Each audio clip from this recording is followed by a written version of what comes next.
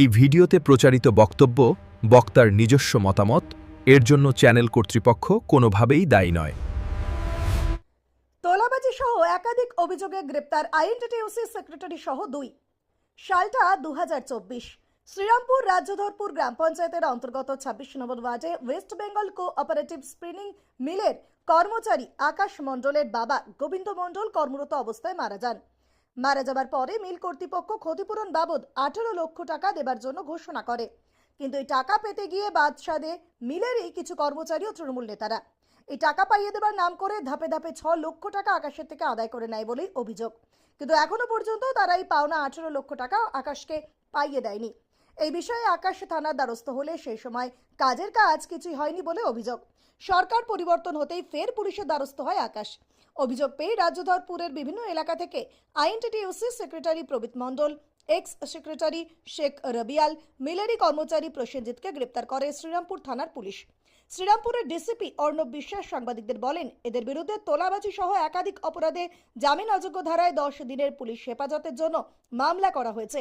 এদেরকে শ্রীরামপুর আদালতে তোলা হচ্ছে। আচ্ছা, নমস্কার, আমি ডিসিপি শ্রীরামপুর।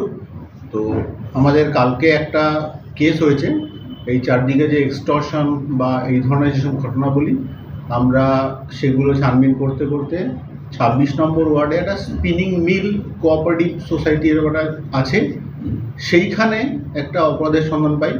সেখানে আকাশ মণ্ডল নামে একজন কর্মচারী, তার বাবা 2024 সালে ওই সময় মারা যায়। তো ডেথ বেনিফিট যেটা পাওয়ার কথা, সেটা পাওয়ার সময় ওনাকে ওইখানকারই আইএনটিটিইউসির যে নেতা, যার নাম পেয়েছি আমরা শেখ, মানে আগের যিনি ছিলেন এক্স নেতা, যে শেখ রবিউল, ওর ওই বাংহিয়াটির ওখানেই বাড়ি।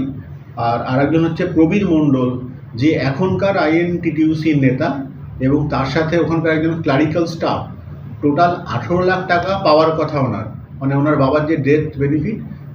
আকাশ মণ্ডল যিনি আছেন, ওনার বাবা গোবিন্দ মণ্ডল মারা যায়, তো সেই টাকা পাওয়াতে সাহায্য করে দেবে বলে ওরা 6 লাখ টাকা নাকি ডিমান্ড করেছিল, এবং আকাশ মণ্ডলের কাছ থেকে দুটো ক্ষেপে ওরা একবার 10,000 এবং আরেকবার 15,000 টাকা অলরেডি অ্যাডভান্স হিসাবে নিয়ে নিয়েছে, কিন্তু এখনও টাকাটা পায়নি। তো আমরা এই তদন্তে নেমে ইনভেস্টিগেশনের পর এই 3 জনকে আপাতত অ্যারেস্ট করেছি। আরও 2 জনের নাম পাওয়া গেছে, তাদেরকে আমরা ধরে নেব। এর ভেতর কি 2 জন সরকারি কর্মচারী? সরকার, ওরা হচ্ছে এই কোঅপারেটিভ যে আছে তার ক্লারিক্যাল স্টাফ একজন, আর বাকি 2 জন হচ্ছে গিয়ে আপনার নেতা, ওখানকার যে ইউনিয়নটা আছে তার নেতা, মানে কারখানারই নেতা। কারখানা ওখানকার নেতা যে একজন হচ্ছে গিয়ে শেখ রবিউল, আর একজন হচ্ছে গিয়ে প্রবীর মণ্ডল। এদের বিরুদ্ধে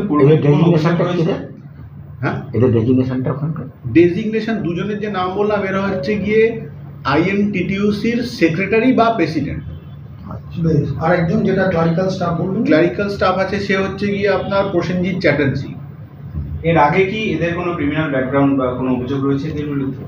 না, ওটা আমরা দেখছি খতিয়ে, পূর্বে মানে যদি কোনো কিছু রেকর্ড থাকে সেটাও।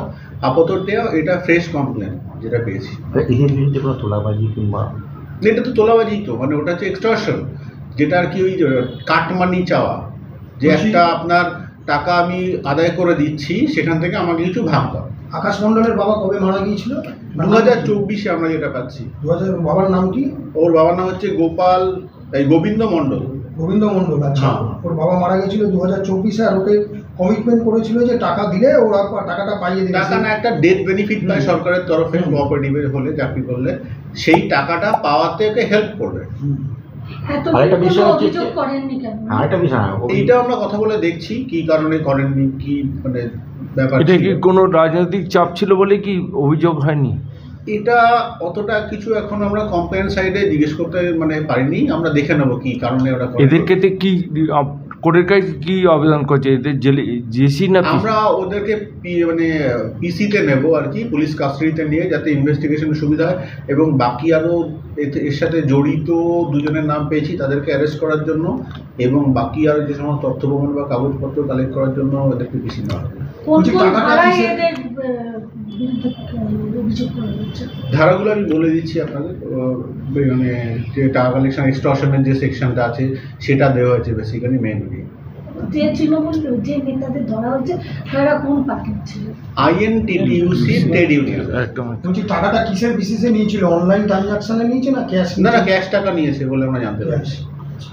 মানে ওই 18 লাখ আজকে টাকা 18 লাখ টাকাটা পাইনি, উল্টে এদের কাছ থেকে অ্যাডভান্স হিসেবে টাকা নিয়ে হ্যাঁ ওই আর কি, সেটাই হয়েছে।